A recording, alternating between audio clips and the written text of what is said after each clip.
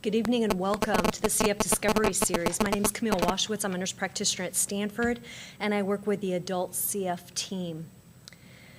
Carol Jenkins, the executive director of CFRI, and I and several of our patients put together this program to assist with improving the quality of life, as well as to give you current medical information from medical experts to facilitate your care. It was initially started where it would be a local program, but we have now been able to, with IT's help, have it available to anybody at any time. Tonight's topic is going to be on palliative care. But before beginning, I would like to note that no information presented tonight is intended for a patient's diagnosis or treatment. As always, we urge you to work together with your CF team for any medical advice. Thanks to the generous support from Genentech and AMED Healthcare in supporting this evening. Their support pays for the venue, the refreshments, the studio time, as well as our eventual program that will be available to each and every one of you. We are currently at the Crowne Plaza Hotel in Palo Alto.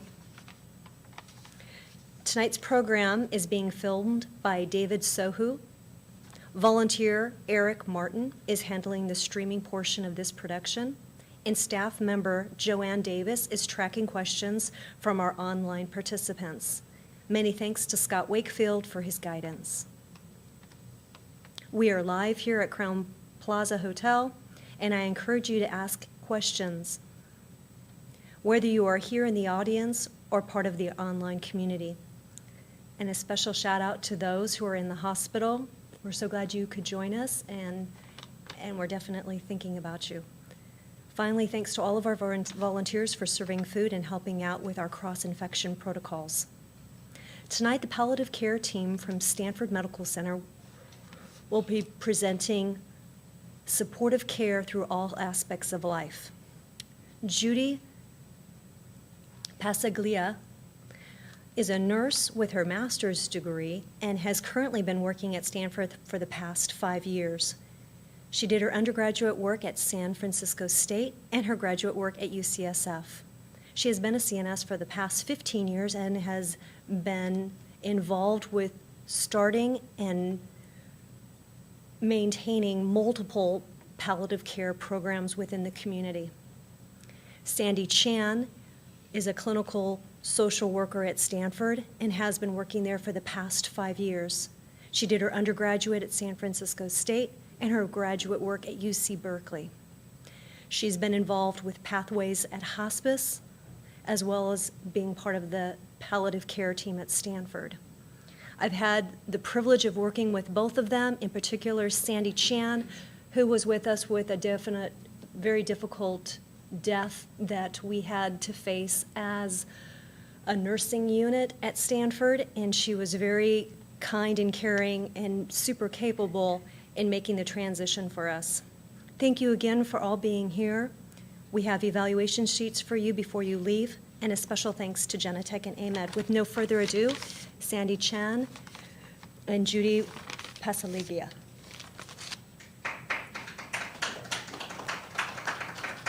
Thank you very much, Camille, and it's a pleasure to be here this evening with all of you.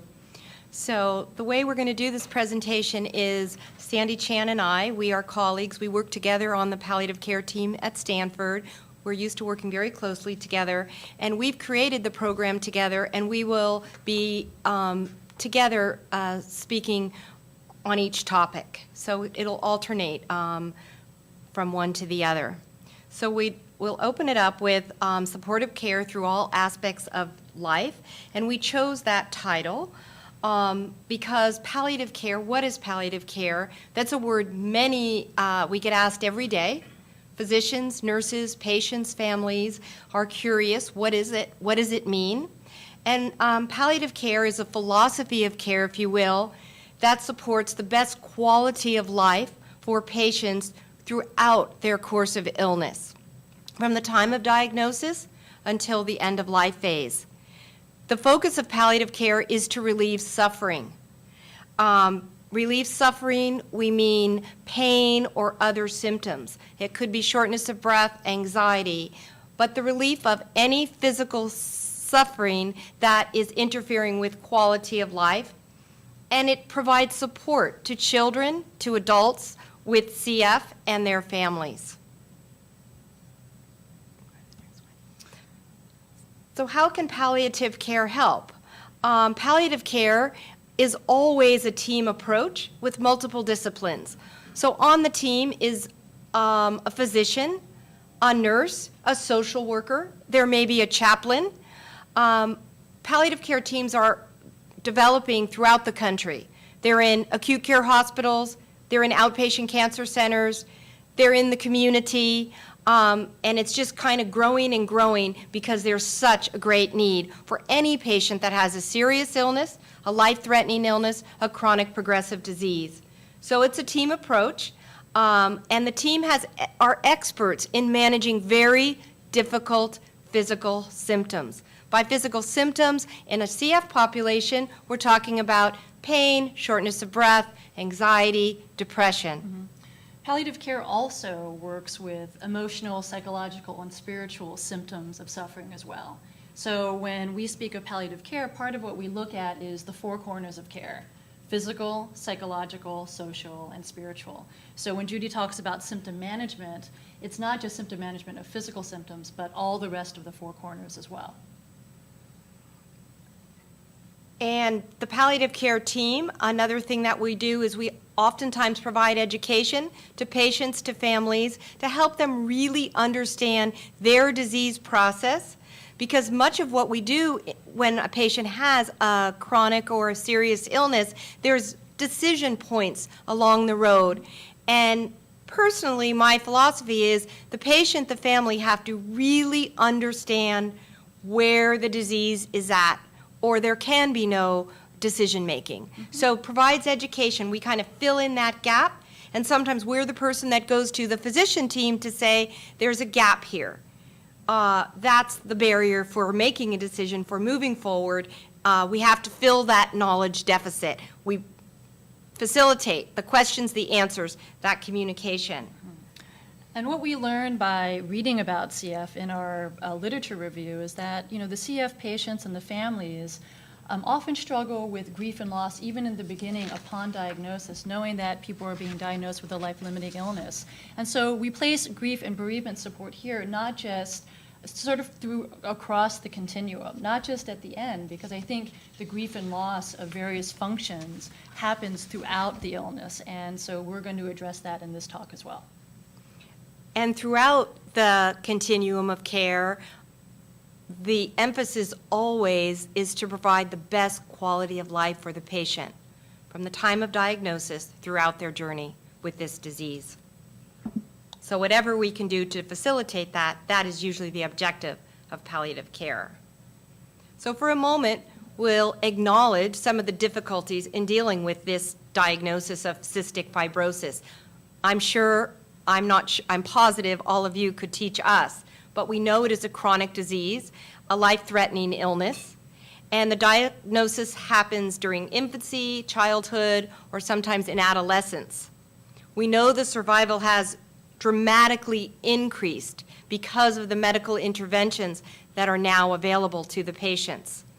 We know daily management is very, very complex and complicated, with multiple treatments, chest physiotherapy, many, many medications, and many symptoms that correspond to this disease that make the management very, very difficult.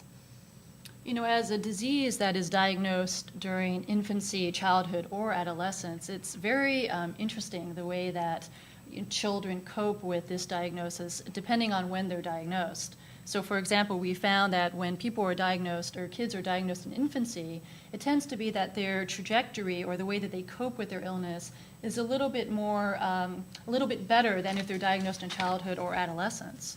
And part of it is because during the developmental stage that people are diagnosed in, sometimes it locks them there where they're trying to deal with these developmental tasks. So for example, during childhood, which is around 17 to 13 years according to Erickson, children are trying to figure out who they are as people. They're just beginning to get a sense of themselves, and they're wanting to be independent. So a lot of times, they want to rebel, they push away their parents, they act out, and part of that is normal for them during their time. So imagine they're doing that or they're wanting to do that as part of their developmental tasks, but they have this disease that makes it very difficult for them to reach out to their peers, to play, to be able to figure out who they are as a person without this disease. And so I think that's definitely a struggle.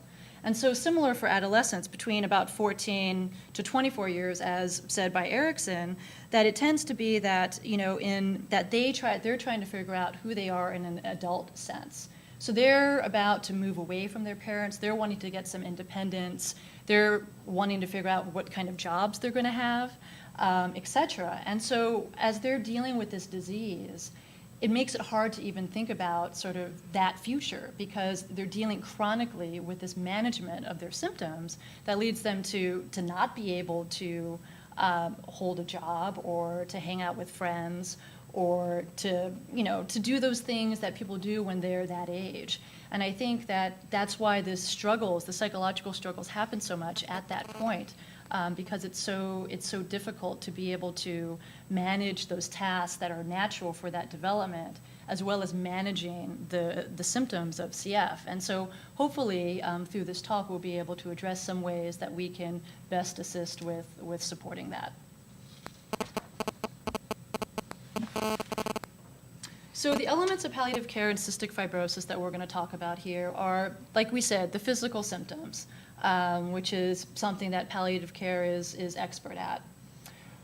Quality of life we're going to talk about, and quality of life as determined by the patient and the family.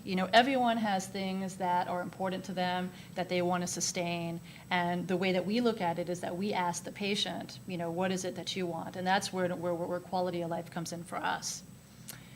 Communication and coping. If anything is, I think that one of the most important things in palliative care is communication. And a lot of what we do is clearly communicating goals, sort of breaking down various, medical jargon that is being talked about to make it so that it's clear, that people can understand. And we'll talk about communication amongst the team members, the medical team members, as well as amongst the family members as well. So the parents, the siblings, the patient, and how that's important. And then coping, because I think that communication can facilitate good coping and can also make coping very difficult for people, and we'll talk about that as well. Advanced care planning in terms of, talking as a family about what patients may want as they kind of go through their trajectory and their illness. And then we'll talk briefly about hospice and what that is. So in terms of the physical symptoms, that the breathlessness is the most prevalent or the symptom that is most experienced by CF patients. There's various strategies to deal with breathlessness, one of which is medications, morphine or medications in that class of drug, we call them opioids. With this population of patients, there is concerns that there will be the drive will decrease. So the effect, there's a possibility that the patient will have a negative effect with it. So there's a lot of concern, so it's often not used with this population. And in researching the literature, that's pretty well that's thought of the medical community, so there's lots of concerns. But I think what we also need to say is there might be times in the disease or illness where the breathlessness is such that a small, low dose, given very judiciously, might in fact be effective. So I just put it out there, so this is something that you can talk about with your team. I hope that makes sense. So there are times when you would want to try a low dose, a narcotic, an opioid, a morphine type of drug.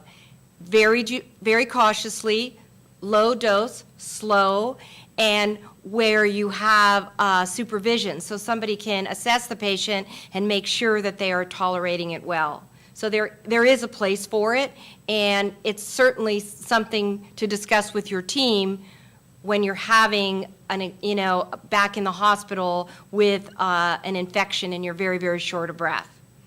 Other strategies to deal with breathlessness are oxygen at times. I know sometimes patients have to have the BiPAP, the face mask.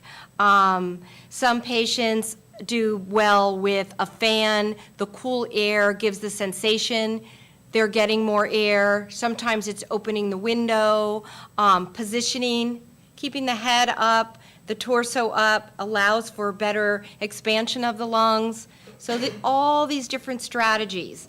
And of course, in the CF population, it's clearing the secretions the best you can with your respiratory treatments and your medications for infection, etc. The cough, again, clearing the secretions is the best thing for the cough. If you were to be given a low dose of a medication like morphine, that would certainly help the cough as well. Unfortunately, cough medicines to help you cough are often not given, or cough suppressions in this disease. But again, there are times, so it's always worth talking about with your team. We know that in reading the literature that patients with CF have a great deal of pain. It is chronic pain, and it's described as sometimes pain in the chest from the physiotherapy, from the coughing.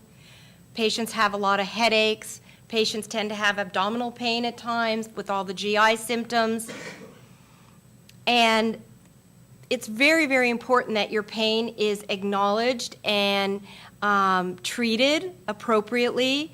So again, we encourage patients and families to have discussions with their teams, acknowledging, identifying their pain, and thinking with your team, are there medications that they might recommend that will help reduce the pain? Because if we can control the pain, it leads to better quality of life, more activity, and usually better compliance with routines, because you're so down when a patient has pain and they don't want to participate. So it's very, very important. Anxiety, we know there's a large component of anxiety that accompanies the breathlessness, the shortness of breath. So we're back to really looking at the strategies to treat the shortness of breath so we can decrease the anxiety to the best extent that we can. And sometimes there's medications for the anxiety as well. We call them anti-anxiety medications. And what I'm encouraging is that you acknowledge and recognize the symptoms and discuss medication strategies with your team, because there are medications that can help. And your CF team will determine if this is the right time and what the dose might be and when we might want to incorporate and with what type of monitoring, because that's very important. Many patients will have nausea, and sometimes that's because of the medications they take, sometimes because of the GI abnormalities that come with this disease. Again, discuss with your team. There are medications for nausea that can be taken around the clock on a routine basis. And if we can control the nausea, patients might have a better appetite. They may eat a little bit more. Sleep disruption is mentioned over and over in the literature, and there's lots of good reasons for that with CF. Again, the breathlessness, the coughing. Patients wake up at night with coughing. So if we can control some of these other symptoms, maybe patients might have a better sleep period at night. So one thing I just wanted to mention with the physical symptoms is that we understand that, the four corners of care like we talked about before, the physical, psychological, social, and spiritual aspects. And physical is sort of the base. We need to take care of the physical symptoms a lot of times before we can get to the psychological and the spiritual, the patient is not going to really want to talk about things if they can't, they're in horrible pain, or they're completely anxious, or they haven't been able to sleep for 7 nights. So that's why treating physical symptoms is very important. And they also, I think, have a psychological component as well. So pain, for example, there can be psychological pain. There can be anxiety that can be caused with things that the patient might be thinking about. Anxiety about if they're going to have a recurrence or if they're going to land back in the hospital. Those things can trigger anxiety attacks. And so I think that it's important to recognize that everything kind of goes together. When we work with the physical symptoms, we also deal with the psychological symptoms and vice versa. And I feel that those things are very important to notice and to take care of.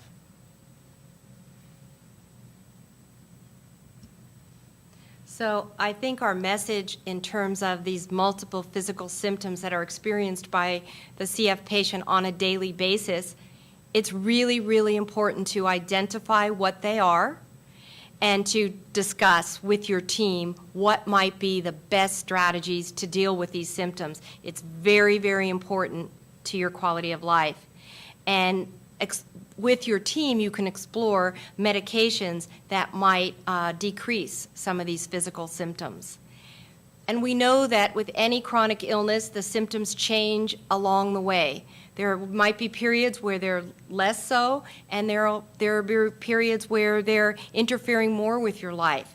Oftentimes, I recommend with patients and families to keep a journal, and I don't know if CF patients do that, but keep a journal of what kind of symptoms and how they're interfering with your life. I think that is the key, so that when you see your CF team, you can share that information, and together you can come up with strategies.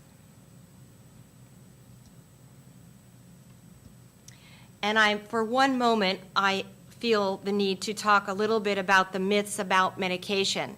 As I said, there will be certain patients who have advanced lung disease that might be considered for an opioid type of medication.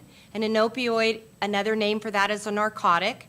And the kinds of medications we're talking about are low-dose morphine or sometimes Dilaudid in the hospital. These medications can be delivered in many different ways, and we know that there's some hesitation, which makes sense with the CF population, but in the event you have advanced illness and it is recommended by your team, we also see patients that are very tentative. They don't want to take it. They don't want to take it because they have a fear of addiction. So every single day when we're working with patients with various illness and we introduce these medications, we teach patients and families that these medications, they are, for 99% of the population, they will not be addictive. For a very small percent, and those are patients that have addiction to many other things in life, and even those patients deserve this medication if they need it. So addiction, what patients used to worry about and concern themselves with, we say when you're sick and you need the medication, you will not be addicted. The other thing is respiratory depression. Although it is a concern with lung disease, not just CF, but other lung diseases as well, if it's given very slow, very cautiously, with very close monitoring, there are many patients that will tolerate, and it will actually bring them great relief. Drowsiness will also come with these medications, particularly if the patient has never taken them before. So if it's the first time you're introduced to a drug like morphine, you might sleep a little bit more. The reason being is the medication, but also patients are sleep deprived because they're awake with breathlessness, with anxiety, with coughing. So when you finally give them this type of drug, they kind of just relax and they do some sleep catch-up. So we're constantly reminding patients and families, just allow yourself to relax a little bit, you'll sleep, but you'll wake up and you'll be fine, and they are. And sometimes a little bit of confusion, but all these side effects will clear after the first few days of taking the medication. So again, with close supervision, monitoring, caution, working with a team, they can be delivered quite safely.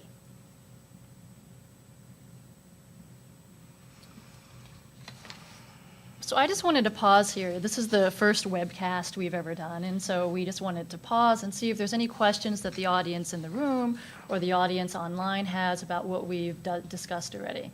I love having an interactive audience, so it's if anyone wants to ask questions, we're up here ready for them. So you can shoot them our way if they come in. I don't have anything from the online audience. Okay, thank you. But we're asking them again. Okay, great. So far, they love the presentation, but no questions so far. But we just asked them, maybe they'll think of something. Okay, perfect. Yeah, we'd love to hear from you. So, so thank you for watching. And if there's anything that wasn't clear, we'll be happy to backtrack and clarify. Okay, great. So I talked briefly a little bit about quality of life, and this is something for palliative care practitioners. It's something that's very important, and it's really about what patients value. I think a lot of times when we're working with patients and families, we assume what they value because a lot of times it's to get better, to get treated, to be hospitalized, etc. Sometimes when you ask, you get very interesting answers. Oh, I want to be in Hawaii. What I really want to do is get married to my girlfriend that I've been with for 2 years, etc. And so you kind of get a sense of what is it here that we can work on to make this a better situation for this patient. So, many patients value social functioning. I think that's something that a lot of the CF patients, it's a struggle for them to be able to maintain that. And, a lot of times CF patients are isolated, and that's what I heard is that if you have an infection that you can't even be with your CF peers because of fear of getting some sort of infection. So that's hard. So you're doing your medical treatment that's sometimes at cost to your social functioning and your mental well-being, and so that's a hard place to be. Which is why I think it can be challenging. To be a patient as well as a family member living with CF. Others value independence. So we talked about, the adolescents and other patients who may value just kind of being away from their parents, getting to do what they want. And, I think Cammie and I work with some patients who, a lot of times they have a hard time taking medications when they go home. It's like they're in the hospital, you're, giving them this plan and you're saying, yeah, this is actually going to make your symptoms better. And then, so often patients go home and then all they want to do is drive a fast car, or, you want to go hang out and, go to the beach and, have a bonfire or something. So, and that's actually normal for their age group. That's what they want to be doing. They don't want to be, taking 20 zillion medications. And they don't want to be doing that. So I think that's why, as I'm talking to the audience here, I'd love to hear any responses from the audience about what has improved your quality of life as a CF patient or as a family member, taking care of someone with CF. Because these are just things from my own very small experience with this population. But, I know it's really about just living life. And a lot of times sort of the medical piece is separated and living life is over here, and we're trying to make it so that maybe they can combine a little bit more. So quality of life is what you, the patient, you, the family, value. And that's really what we're talking about here. And it's a valuation of how you're functioning day to day. So one day you may value one thing, another day you may value another, and that's okay. And we, as practitioners, really want to examine how you are feeling both emotionally, psychologically, and physically. And I think that's something that's really important. So we mentioned briefly in the beginning, but, palliative care principles can be anywhere along this process of diagnosis and illness. So, we want to sort of separate ourselves from this end-of-life piece because palliative care really is about communication, symptom management, goals of care at any point along the continuum. So, often if we can get involved earlier with patients, then maybe we can develop relationships with them, to be able to help the primary CF team be able to have conversations and be able to help you more with, improving your quality of life as much as possible. I have a question from Yes. the online audience, and that is, do most children's hospitals have palliative care teams? I think most children's hospitals do. Stanford started their palliative care program in 2007, and at that time, in the academic centers throughout the country, all but 7 had a palliative care program. Now, that is in the adult, but I think, like I know, we have one in our pediatric, and I know Harvard has one. I think most often they parallel. And I think that's a great question, and when we talk about these difficult symptoms and the challenge in managing them, and palliative care having expertise, what I want to say is that's a good thing for you to explore in your own community. And if you have a CF team, and if you're in an academic center, there's a really good chance they have one. Even in community hospitals today, many of them are developing programs. In this area, almost all the hospitals in the area have teams. So you might have to do a little work to find your contact, but they can be found. Thank you for the question. Okay. So moving forward, we're talking about communication, and I think you will find throughout our presentation we're really emphasizing communication. And this is not just communication, with the patient to the clinicians or the clinicians to the parents. I mean, this is communication all the way around. That's very important, And I think there are a lot of barriers to communication, especially with this population, that are really, that I really feel are valid in terms of this age group. So a lot of it is that, sometimes, patients don't want to, talk about those things that might make their parents sad. They don't want to have their clinicians or the people who have been fighting for them lose hope. And yet, in their minds, you may be thinking about, hey, I've just been diagnosed with this life-limiting illness. What does this actually mean? And sometimes it's hard to call that, to actually ask the patient and say, how are you doing with this? How is this going for you? Sometimes the answers are really challenging, but I think that's the call for us, is to be able to hear these thoughts, these feelings that the patients who are living with this have, and really hear them clearly. Because I think a lot of times because we're really supporting hope and wanting things to be better, we can be cheerleaders. We can be cheerleaders for our patients. Yeah, you're doing great. You're doing great. Just keep on, when maybe that the parents inside are thinking to themselves, well, how are we going to live without our family member? Or how is this going to be when my son has to come to the hospital again and I have to quit my job because that's the only way that my loved one is going to get care. So those things are really important, to have openness about communication and to address all of those things regularly with everyone involved. So that's including the family, anyone the patient feels is important to have there. Sometimes a peer might be important. The CF team, of course. And of course, if palliative care is involved, great to have us there as well to talk about these things. So we're talking about wishes, goals, desires, and needs. And, again, these things could be different at any time. And we're talking about as a family unit. So, of course, we're talking about the patient, but also, important to include the parents in these conversations as well. And what we have found in our work with our palliative care patients is that oftentimes the wishes, the goals, what's most important to the patient might be very different than what's important to the family, and might even be different than what's important to the medical team. So when we talk about goals, we try to identify who has what goals, and are those goals aligned? Because we know from the beginning of a relationship, if we all have a different goal or a different purpose, we are going to have a difficult time coming together to do what we need to do. And it's only by talking about it, by actively listening, checking in, that we can start to get a sense. So we always start with the patient. What's most important to you as you look down to the days or weeks or months ahead?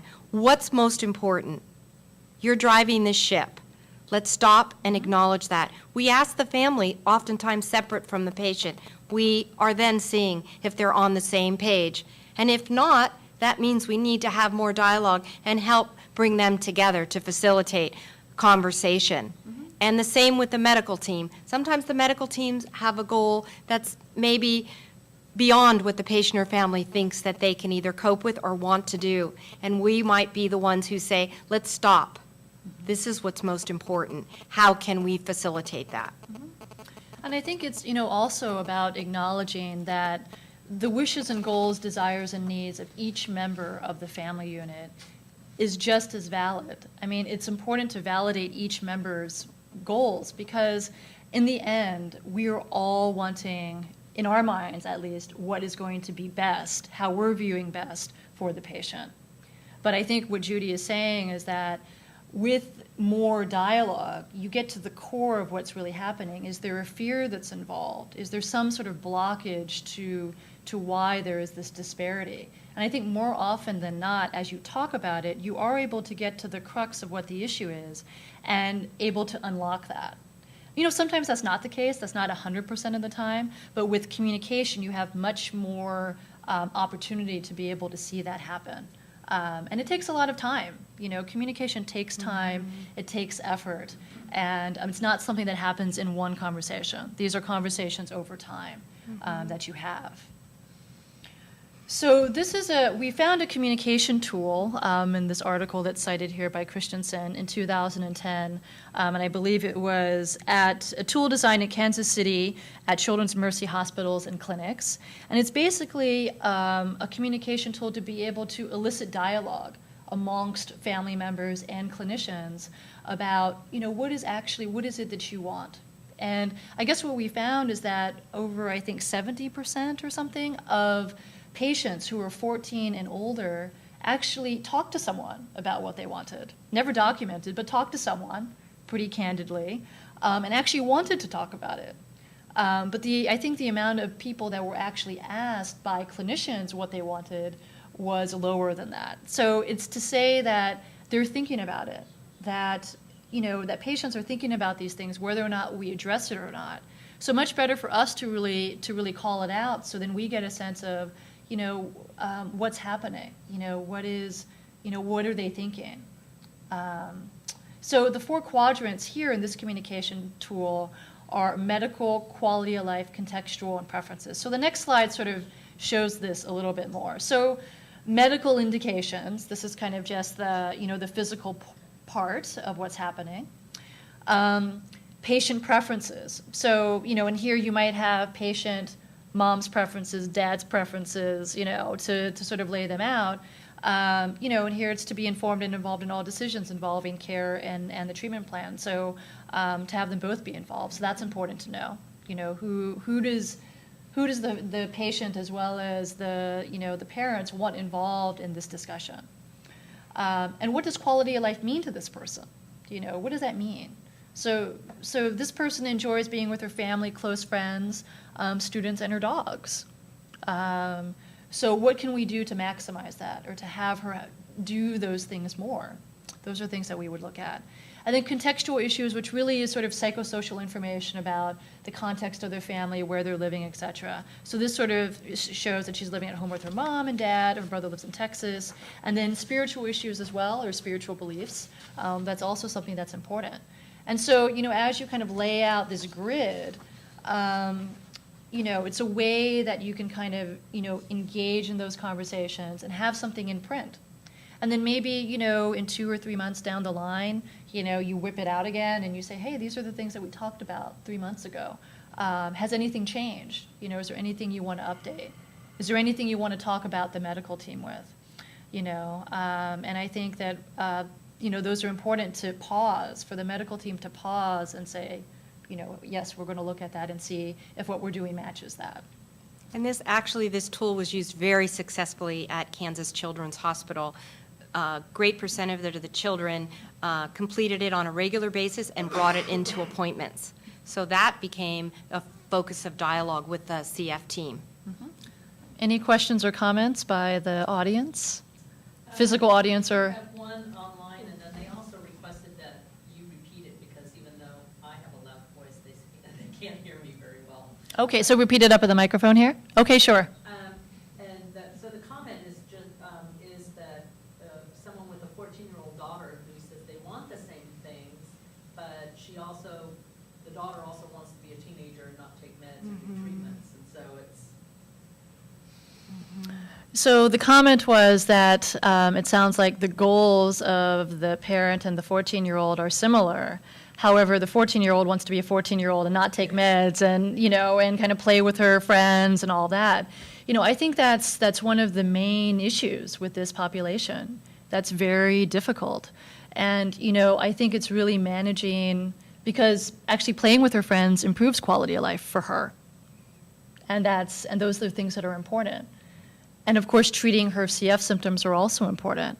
So I think it's a fine balance. It's really a fine balance. And I think one of the things that might help too is for the parents and, the clinicians who, we're wanting, of course, what's best for this person.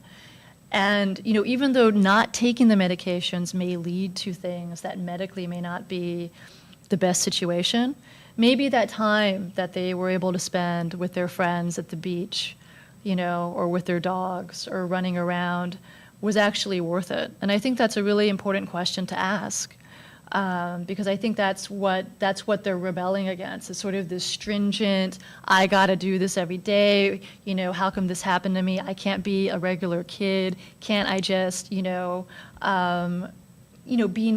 normal, in quotes, and so I think, again, it's about discussion. It's really about discussion, and I think it's really validating the teenagers' wishes, really, which are, to have some quality.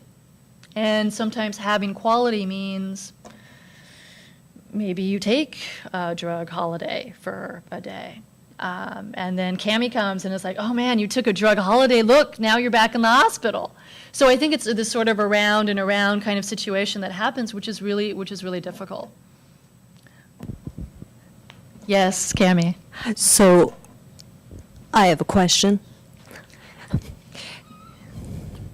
I think that what you say is important, and I certainly think when you're 24/7 diagnosed with CF and you're really trying to be compliant, it is really important. And the drug holiday, I'm not going to say yes or no on, but what I will say is,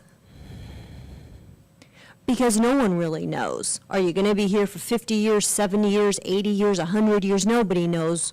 You could get hit by a car. You could get some kind of illness. That trying to live each day to the best of your ability is really the most important.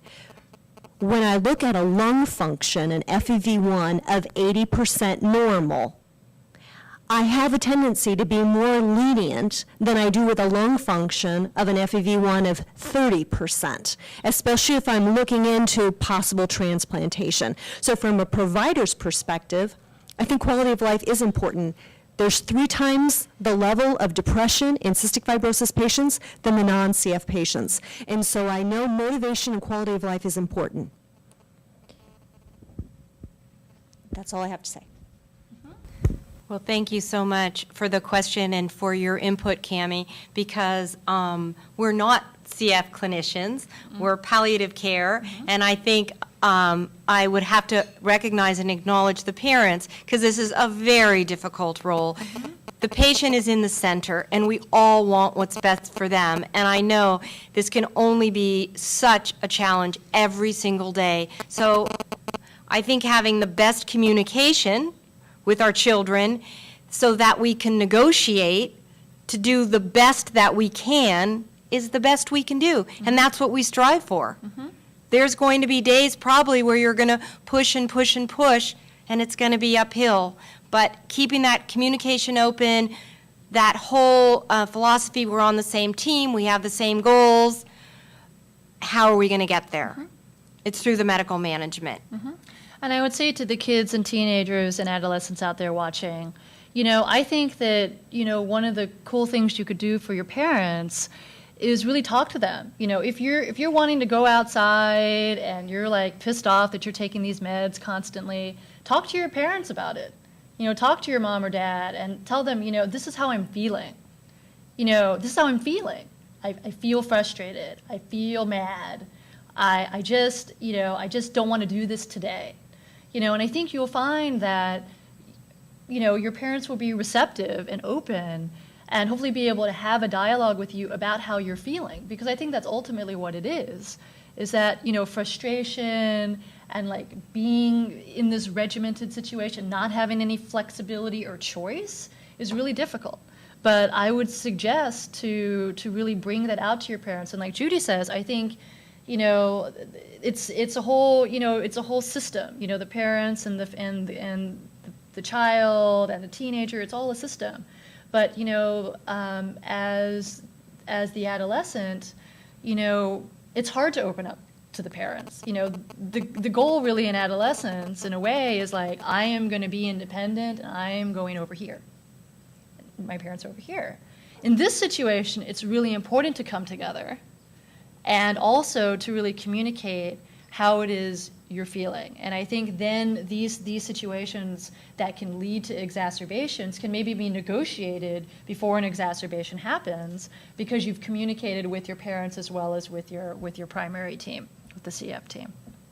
And as hard as it is to talk about our feelings, not only adolescents, adults have great difficulty recognizing their feelings, talking about them. That's where a tool, I mean, this is such a simple tool, but having a venue where you write it down, you journal, because it's really getting to the root of the feeling, the frustration, the discouragement, that you can start to deal with it. If we don't deal with it, what happens? It builds up and it gets worse, and the problem just grows. So I've talked about these somewhat, and I think that it's important that we say that all these feelings are normal. Generally all the feelings that arise when you're dealing with a chronic illness is pretty normal. And I think, again, to encourage communication. So the first thing that we talk about here is fears. And I think a lot of times we don't talk about our fears, either as parents, as the patients with CF, or even as clinicians. We don't talk about our fears. So I think it's something that's really important to really bring out into the open, and to talk about, because there may be ways that we can help allay some of those fears or make those things a little bit better. I talked a little bit about wanting to have emotional distance. Again, that's sort of a developmental task that I think a lot of adolescents and younger people want to do. And I think it's something, again, to communicate with the parents, that this is something that you're needing. So then if you do distance yourselves, then at least they know that that the reason why this is happening is because of X and Y. I think it's such a tight system, that if one person withdraws, the other person feels hurt, and they might not know why. And so that's the thing with not having communication, is things are read into behaviors that may not even be the case. It may not even be what's happening. It may just be behaviors because of, they may not be feeling well that day and wants to lock themselves up in their room. But they may not be mad at their mom or dad or brother or sister. It may just be what they need to do. So, again, sort of having communication about that. People distract and avoid when they don't want to deal with something or when something is too difficult. And that's okay.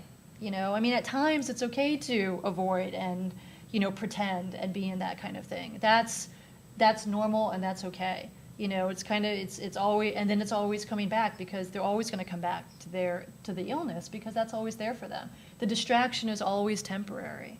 And, sometimes that's a way for people to take care of themselves. And then feeling different than your peers.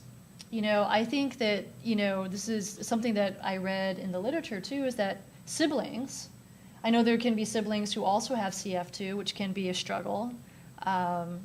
And also siblings who don't have CF, and how that is to interact and work with those feelings, which is very challenging and difficult. And also feeling isolated. And that can mean feeling isolated psychologically, that you can't think about the future because you're so dealing with the now. You're so dealing with your symptoms right now. You can't plan for anything. You're dealing with everything here. And so that's really different than a lot of times what the peers are feeling.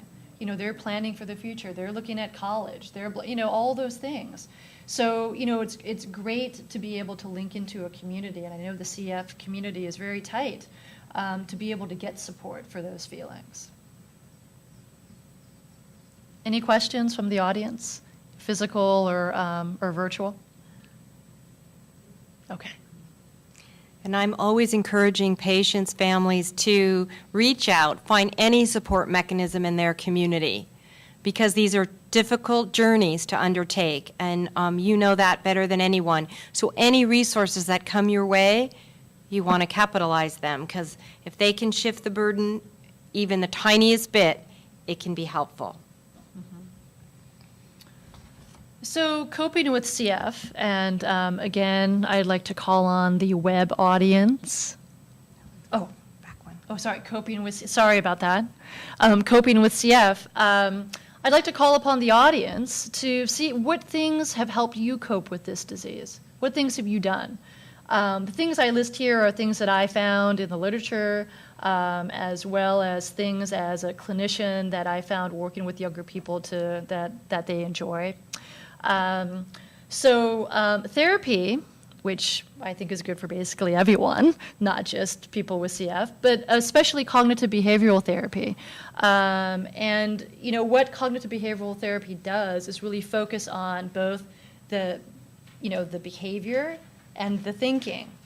When you're dealing with an illness that's chronic and that's always in your head, you're probably going to have thoughts that are not so positive sometimes, that are just automatic, that just pop up for you, And so what cognitive behavioral therapy does is have you ask questions about, was that thought even helpful for me?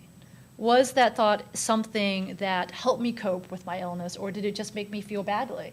And, if it makes you feel badly, then just throw it away. You don't need to have that thought. Just let it pass by. Really cultivating positive thinking, I think, is something that's very helpful, and that's kind of what cognitive behavioral therapy does. Hanging out with friends and family is pretty straightforward. Social networking, which I know for the young people out there is really big, and I went online and found Facebook cystic fibrosis communities, and then actually in the resources I have some CF iPhone app that I found that you can put on your phone, and then you press it, and then you're linked to all your friends in the community. So, that's a great way to get support. To get support and give support is through that. And I think that, and it's something you can do if you're not feeling well. You can be in bed and be on your phone and be linked to, all these people. So if that's something that you're into, I think that's very helpful. And then again, I think we can't emphasize enough how important it is to be open about how you're feeling. Be open and ask questions. Sometimes the clinicians are not going to ask questions of you. Sometimes your parents aren't going to ask questions of you. Sometimes the clinicians aren't going to ask parents questions. So it's it's all about if you have it in your mind that you need to communicate more, then I think that will lead to much better planning for the future and for the present around this illness. Yes. Some comments from the online group as far as coding. Oh, great. Thank you.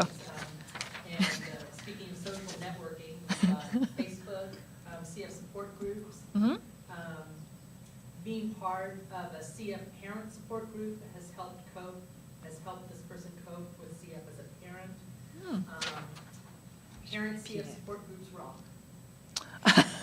Support groups rock? Okay. So I'm going to try to repeat all that. So you mentioned Facebook. I think you said a parent support groups. Support groups rock. And there was one more that I'm missing.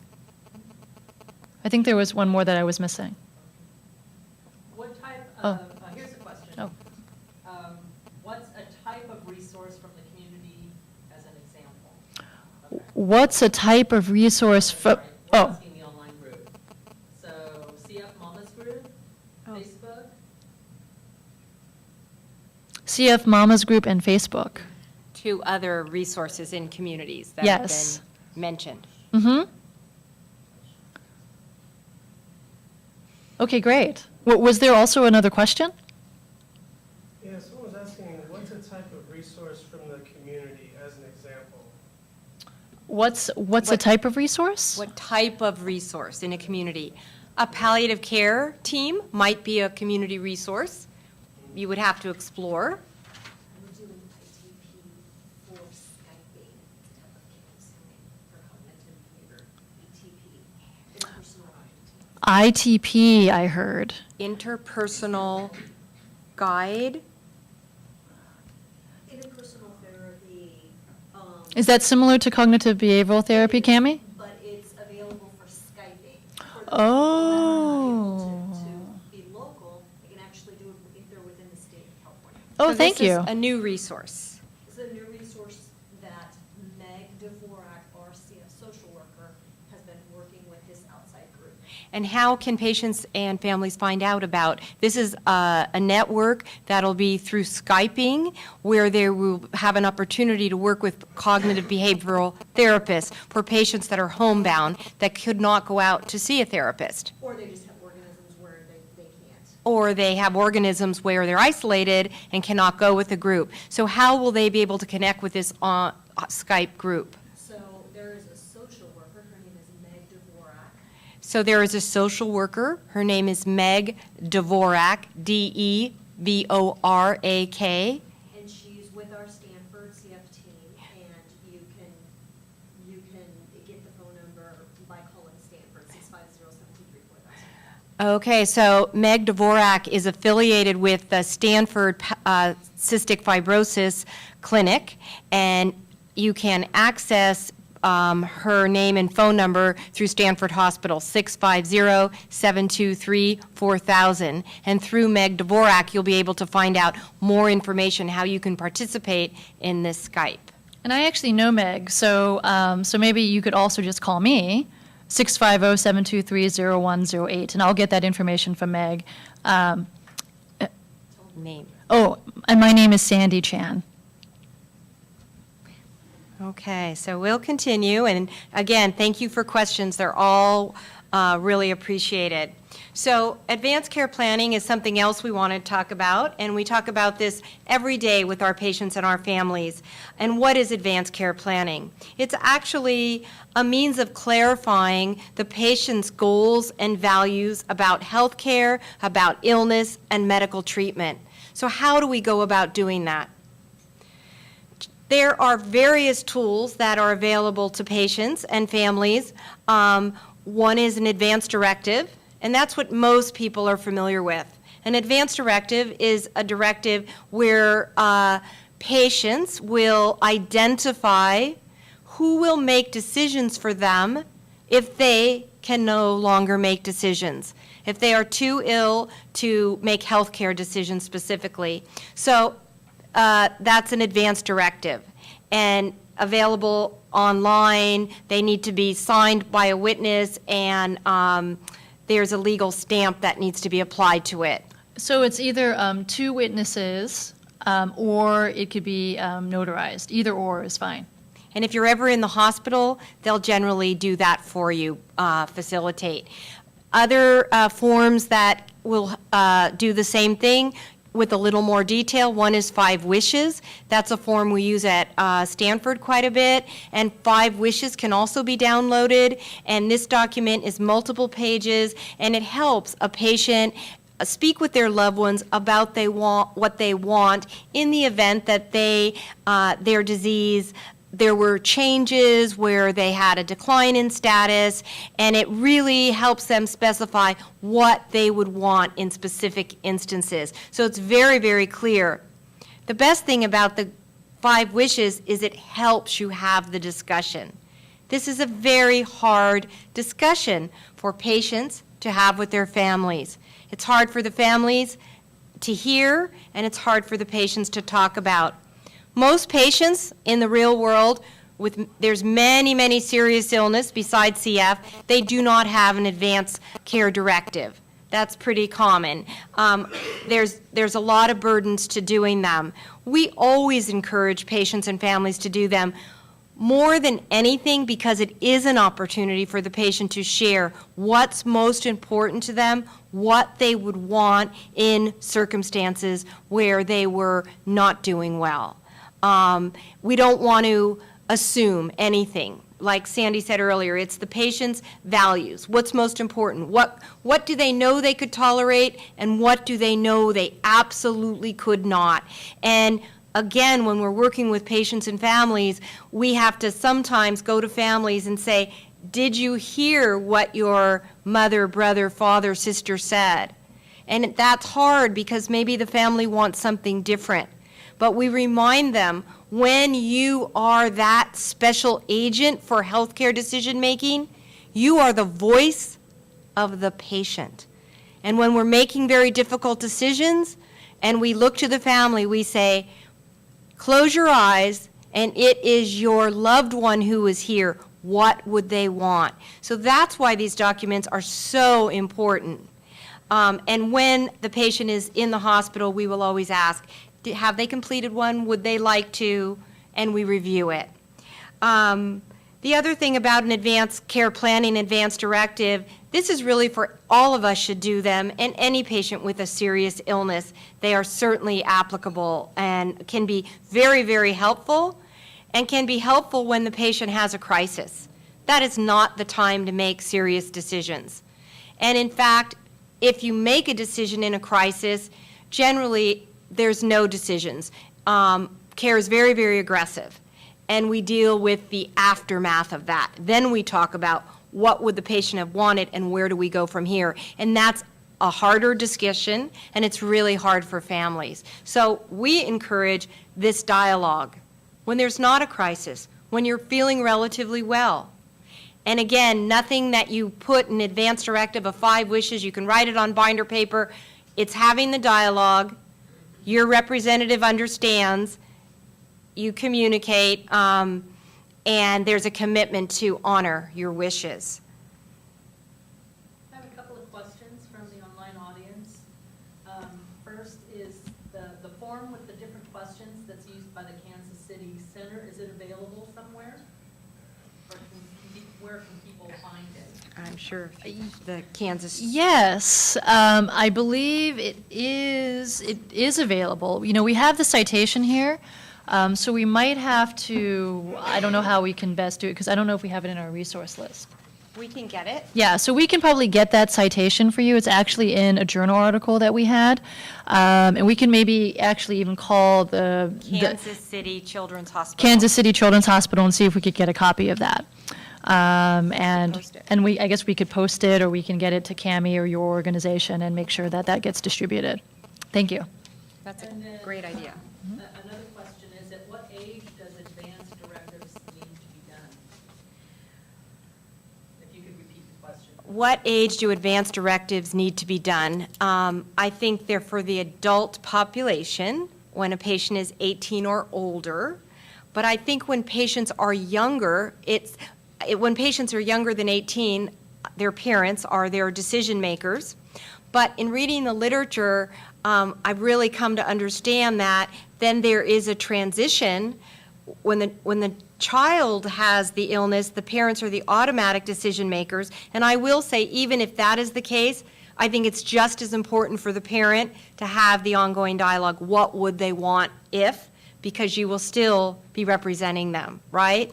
When the patient gets to be 18, if the patient is, we use the word decisional in the hospital, if they have the capability to understand their illness and the extent of their illness, the depth of their illness, can talk about their illness, then they are their own decision maker. And I will tell you today that every patient we see, if they're over 18, are they decisional? They are their primary decision maker. And the advance directive, the person who is assigned to be the agent for healthcare, is only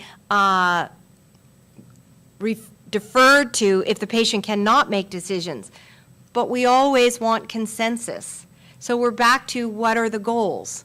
You know, if we have a patient who's 18 who's been reliant on their parents for decision making, there's a chance in their adult years they might still do the same. But if you were able to complete the form, it's most important is that you understand and you can be a real advocate for the patient. You know, and I think, you know, what I read is that it's actually helpful during that transition. So say if, someone has had CF for many years, since they were 11 or something, and they turn 18, to encourage them, to encourage you guys to then take on that decision-making piece. And, hopefully through time, that the discussions have happened. I mean, like Judy says, it's the advanced care planning piece, it's really about communication again. The advanced directive, the thing that's written out, is sort of the byproduct of these discussions in a way. So it's really important to have the discussions, but it's as a family, There's the legal requirements, so advanced directives can, it's really only for people 18 years or older in terms of the actual advanced directive form. But in terms of advanced care planning, that's for everyone. Everyone at all ages, at all times, to be having these discussions. And I think for all the adults in this room, as well as all the adults online, I would also encourage to complete your advanced directive. Because I've done mine, and people always ask, geez, you're so young, like, why did you do that? Why did you have to do that? And like I always say, it's like, I don't know what's going to happen to myself. I don't know if tomorrow something's going to happen to me and then my loved one is going to have to figure out what I wanted. It's like that is going to be such a big stress. So if we can help alleviate the stress on our loved ones by letting them know what it is we want, then that actually saves them from having to really think about what that is. So it's actually really helpful in that sense as well. What about the 5 wishes form? Is that the same as the Kansas City form?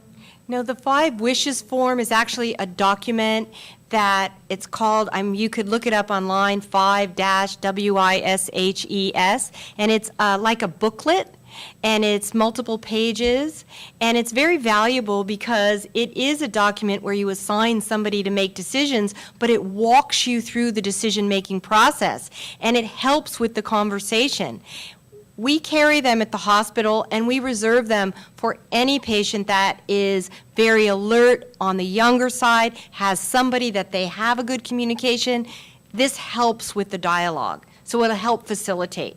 This was clarifying the 5 wishes document that can be downloaded from the internet.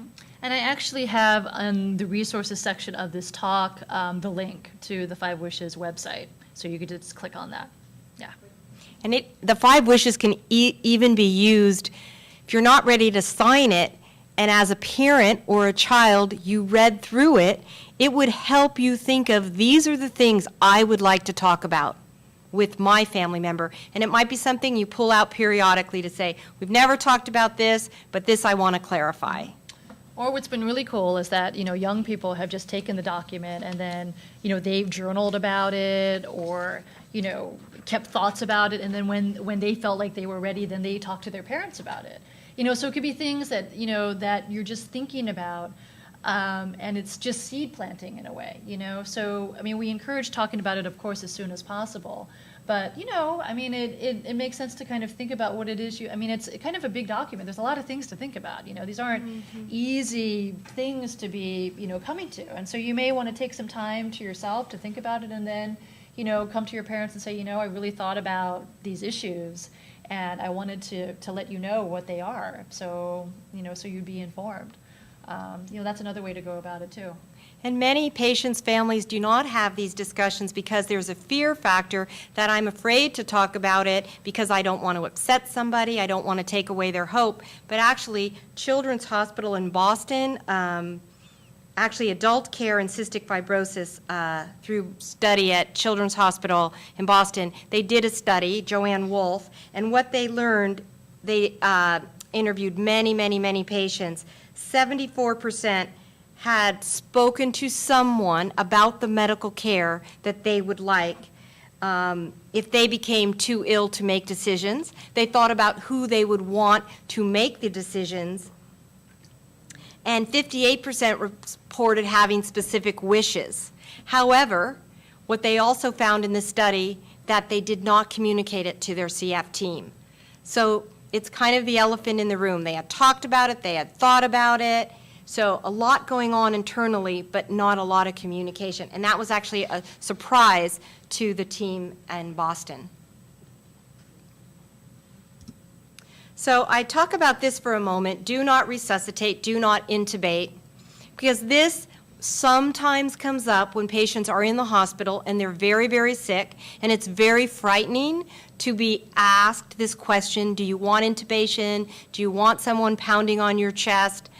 And in the CF population, actually, in all the studies, most patients are full resuscitation until the very, very last hours of life. But I think that this is something you should understand, that if you were ever to make the decision that I don't want the breathing tube at this point, and I don't want the chest compression, you would still get all other means of care. I think people tend to think in the community that if I ever make that decision that I don't want resuscitative efforts, I will be left in a corner to receive no care. And there's multiple articles written about that, and that is actually an untruth. So there might become a point in time when you say, I would want everything else, but I have decided at this point I don't want the breathing tube, or I don't want chest compressions, or I don't want to go back to the ICU. That is an okay discussion, again, to have with your CF team. Question. Yes. You bring up a good point, because some of our patients have end-stage lung disease, and perhaps they're not a candidate for a lung transplant. So perhaps intubating them without any chance, perhaps, of them ever coming off of it is a very dire thought process, number one. Number two, if they are osteopenic, have severe osteoporosis, doing chest compressions on them could lacerate or cause them to have a pneumothorax or chest tube. If they already have a low lung function, it really sets it for a downward spiral. So it's very difficult to make these types of decisions, and each person is truly a unique situation, and you really need to speak to your providers about what is the best outcome for you, so we minimize suffering and you have the best possible outcome. Thank you. And I just to say one more thing about that, I think the key is to discuss it with your team. Ask, what do they recommend? At this moment in time with my disease and what we're looking at down the road, because resuscitation, intubation, pounding on chest, if it is a bridge to a better outcome, your team will want to do that. But if you look to them for direction, there are times with cystic fibrosis and with many other illnesses that we deal with that it actually is not a bridge to something better. And it's really important that patients and families understand that and make the best decision, because we don't want to add more suffering, physical and emotional, for the patient and the family. So I really just think I'm really learning that from what I'm reading in families, patients I'm dealing with. Just remember, if you remember nothing else, do not resuscitate, do not intubate, does not mean that is only one intervention. You would still get all other means of care. Okay? And, I think for the people out there to know that, I think that it's something important to really discuss openly with your providers, because, these are things that often happen like in a crisis. Like all of a sudden you have to decide, oh, well, we don't want to do that. And like, oh, we have to have these discussions right now with the family, which is really, really difficult. So I think if these discussions can happen, earlier upstream, when maybe this is something we're thinking might happen, then at least those decisions are made beforehand a little bit. Of course you confirm that at that time, but at least there's some sense, that's what the decision may be. And I think, for, the parents and the patients out there, ask your clinicians for recommendations. I think what often happens is that, the families are given sort of this laundry list of things to choose from. Do you want this? Do you want this? Do you want this? And it's like, as a layperson, sometimes it's hard to discern or figure out, what actually is going to be best for me. Like, I'm not sure. That's kind of what the doctors and the nurses are supposed to figure out. So I would say to you all out there in the web world and you all here in the audience, ask your nurse and your doctor and your CF team, at this point, what would you recommend that I do from a clinical perspective? And, and I would hope that they would give you a direct answer about what they would recommend to do. So the decision is taken out of your hands, and instead it's a medical decision. And I think oftentimes that's what we try to do, is to take those difficult decisions away from the family, because, it could be hard. That could be really difficult. So if the team has an opinion, sometimes those opinions are helpful to give to the family. And no decision is irreversible.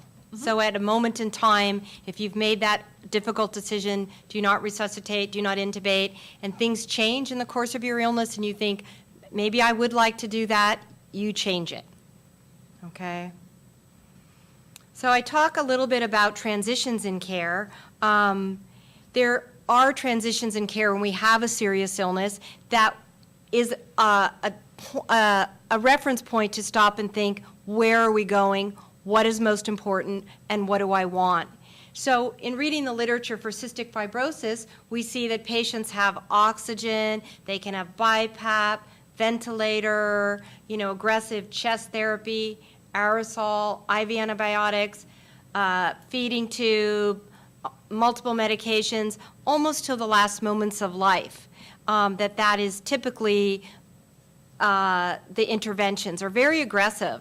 And I think that if the patient has a very serious illness and losing lung capacity and they're not a transplant candidate, again, we encourage communication dialogue with your team to say, is this a transition point where we may not want to continue with some of these aggressive therapies?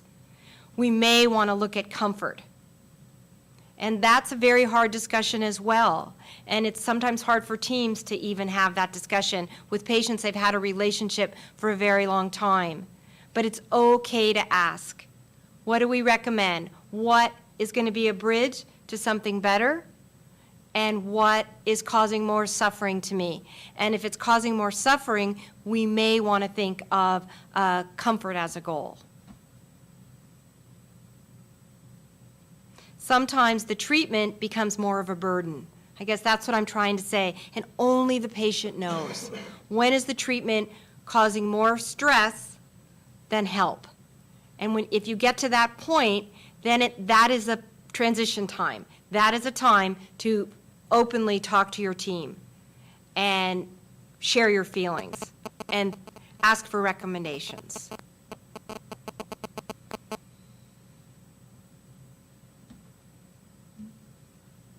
And we will talk for a moment about hospice because we deal with patients and families every day, and most people really do not understand what it is.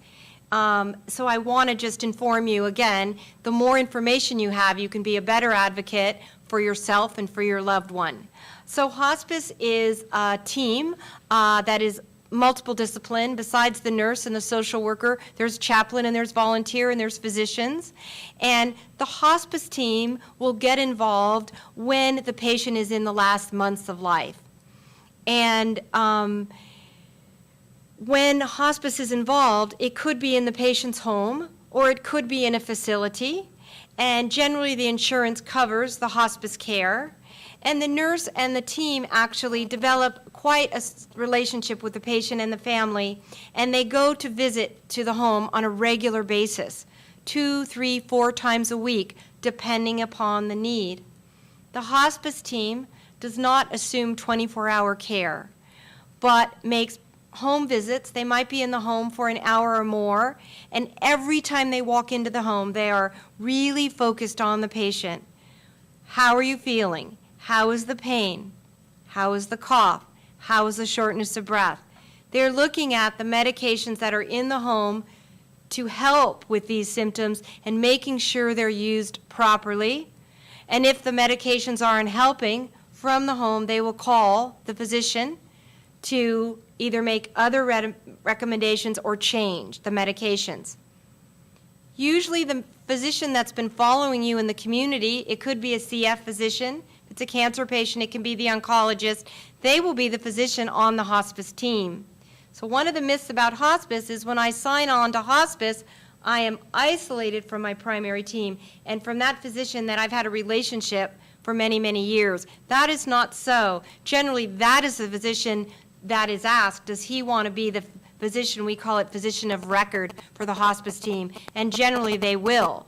So that means they get the care plan every week, they sign it, they're part of any changes that happen in the medical regimen. And they do have expertise in terms of managing difficult symptoms. They're probably the most expertise in any community. And again, just like in palliative care, the patient and the family are the unit of care. And the social worker makes regular visits as well, so provides emotional support. If there's children in the home, the siblings, it's all, this disease is affecting the entire family, no matter what the disease when we're looking at end of life. So it's paying particular attention to the needs of each individual, help negotiating dialogue, addressing questions and concerns. All of these things, we've both worked in hospice for a number of years, really decreases the stress, the anxiety, that fear that is in the home when you're with someone who's very, very sick. You know, and I think there are often myths about hospice. And, you know, one of the myths is that, you know, when you go into hospice, you're not doing anything. You know, that there's nothing else left to do. And I think that's something that I really try, and I think Judy does, to dispel. Because if anything, hospice is doing aggressive symptom management. They are addressing all of the physical symptoms, and again, the four corners of care, you know, psychological, social, and spiritual. And they're doing that in a way that takes the whole family into consideration, and it's in the environment of the patient and the family. No longer are they coming to the hospital generally. They're mostly getting their care at home. And so really it's about really focusing on them now. You know, it is really all about them and all about you, the people out there who are watching on the webcam. You know, and it is an active treatment. And the active treatment at that point is treating the symptoms to improve the quality of life for as much as possible. I mean, that's the goal, you know. And in a way, that's sort of the goal throughout CF, is to manage the symptoms and to improve quality of life for as much as possible. It's almost a similar goal. It's just hospice happens to be at this point in the lifespan. So it's, you know, it's putting that into this particular place. But I think that, you know, it is still doing something, you know, you're still doing something. And I think, you know, for the CF teams to know too that, you know, they develop a relationship with you, and that is really important. Even at this point, you know, patients will call you guys, will just be, you know, be wanting to connect with you. And I think that's really important. The trusting relationships that are built in medicine with patients and families is really powerful. And I've seen that just by working with Cammie, your patients, you know, how affected you are, how close you get to these people. And, you know, and I think it's totally appropriate to be connected, and for you all there to be connected to your teams. These are the people that you trust, and hopefully the transfer of trust happens from the CF team to the hospice team as well. Another myth about hospice is if I sign on to hospice, I can never sign off and go back to aggressive treatment. That's totally untrue. Nothing is irreversible. So we tell patients all the time they can try hospice, do a trial, and if it does not seem to be the right fit, they can sign off of it. And the other thing is, usually we say the hospice, if the patient has a diagnosis where they'll live, you know, 6 months or less, they meet criteria for hospice. In reality, patients live longer with hospice than without because the symptoms are so much better managed. And it's just every 2 weeks they sign this plan of care, and if you meet the criteria, you will stay on board. So that's really a non-issue. The majority of patients will get into hospice in the last few days of life. And unfortunately, they will not get the same benefit. So we just put that out there. If you get to a point where you are in a transition and you think comfort is what I want to focus on at this point in time, think of hospice and inquire. Ask your team about it. They probably have a hospice team they've worked with many times in their community and a familiarity, and they can guide you and shepherd you through that process. These are all transitions, and we know with a serious illness, there's many transitions along the way. And again, that's where the support of your CF team, if you have a palliative care team, can all help you through this, because it's not easy. Are there any Just- Yes. Just a comment from the audience. One of our listeners is a hospice nurse, a CF mom of a 6-year-old with CF. And she said, great job, ladies. Oh, you can. Oh, thank you. So CF mom and hospice nurse says, great job. Thank you so much. We, both Judy and I think, really enjoy and love the work that we do, and also the work that you do both professionally as well as personally. So thank you for that comment.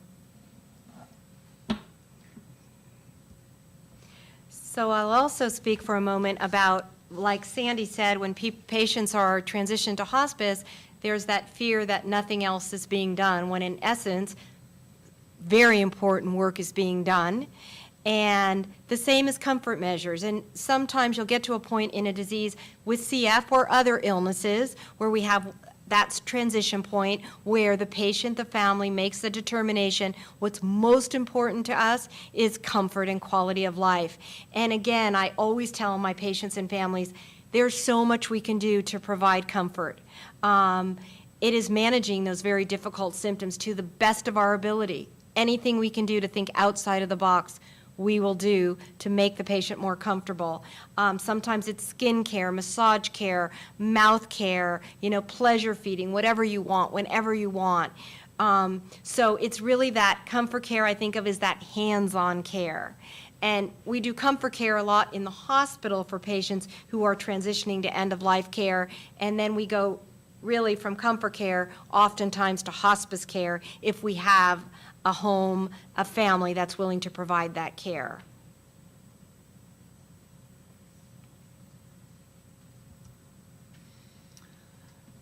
So we talked a little bit about grief and bereavement in the beginning, and like I said in the beginning, grief and bereavement is throughout, I think, the illness trajectory. As you are diagnosed and your family begins to cope with this new baseline of life together, I think there's always a sense of change, and with any change there is loss.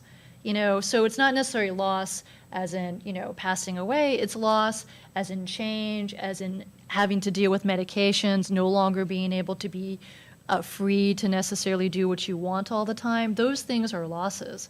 And I think, I just make a point to say that, the patient and the family experiences loss throughout the duration of having cystic fibrosis. It's not just as one time. And so I think, with your CF team to really, to be working with a social worker, to be working with a psychologist or a therapist, and to talk about these issues, because I think they come up often, and it's normal for these things to come up. And I think, as we said throughout this talk, communication about these issues is very helpful to be able to get them out into the open. Adolescents and adults and kids are going to grieve differently. They're going to have different needs, and this is completely normal and what we would expect from these populations. And, I think like we mentioned before, a lot of, sometimes parents will have different goals than the kids, and I think that both of those things need to be allowed. I think, talking to the kids out there or the adolescents with CF, the only things that would be concerning or if you have, really serious thoughts about harming yourself or hurting yourself. And I speak about that because I've talked to many people, probably, 70 to 80% of the patients that I work with, that those thoughts go through their minds. And it's okay to have that thought, but I think, it's important to talk about that because there are ways that we can help, to support you in talking about those feelings of sadness. That's really important, but that's a situation where you would want to immediately seek some attention from a CF practitioner, social worker, et cetera. But generally, everything is really normal and expected, and I think, to have a place to talk about it is important. In the resource section, I have a link to CARA, which is an organization in this area here in Mountain View. I know you guys are from all over. I don't know who's listening, but, you could click on that website, and it does have a lot of resources for this area. And I think, certainly if you guys have any questions or any any wanting grief and bereavement resources, you could always look to your local hospice organization, and they're actually mandated to have bereavement services, generally at no cost or at very low cost to their community members. So that's something that you can look into. And I think, like I said, I think communicating these feelings of sadness or your grief feelings actually can facilitate a very deep emotional connection, and actually can be sharing, supportive, and healing. Sharing tears and sharing those moments of tenderness, parents, family members, siblings, is very powerful. And I think sharing those feelings of love in a time that is very challenging and serious, that's the great support. That's the great boon that helps people get through this kind of difficulty. So I would encourage that. So if anyone has any questions, they can certainly ask. Thank you. So in summary, we would just like to say we have very greatly enjoyed talking to you guys, even though we can't see you in the webcast there. And we want you to know that it's important to think about what it is that is important to you. And, I think that, and that may seem selfish, but in a way it's like, this is your life. This is your special life. No one is going to be like you ever again in this whole world, ever again, and this is your time to be here on the planet. So at this time, experiencing your special life, how do you want to live it? How are you going to live life to the fullest, given that you're dealing with this very serious illness? How do you want to live it? And we hope in this conversation to have empowered you to be able to discuss these things with your family members, with your CF team, and with others. Because in talking about it, this is the way that we're going to best be able to support and help you. And also to advocate for the best possible quality of life for you. So I don't know if there's any other questions or concerns out there. Okay, great. Thank you very much.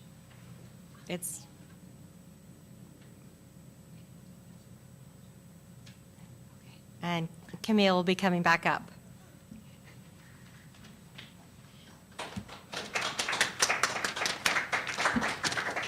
I certainly want to thank both Judy and Sandy for their very interesting, somewhat painful discussion. I felt that as a provider, I certainly feel more informed and hopefully more empathetic in looking at these issues and being more willing to be open to communication. Sometimes as providers, we're so busy and we're so focused that we forget sometimes that this person is a very unique person and they do have a limited time. So I wanted to thank all of you for being here, and there are evaluation sheets in the back. Again, a special thanks to Genentech and AMED for covering the cost of the CF Discovery Series. We're going to be taking a short break this summer, and we will be restarting back on September the 13th, and we will be discussing CF-related diabetes with Dr. Tracy McLaughlin. Meanwhile, join CFRI at the general membership meeting here at the Crown Court Cabana next Wednesday, May the 25th at 6:30 with guest speakers Annabelle Stenzel and Isabel Stenzel Burns. Have a great evening, and thank you.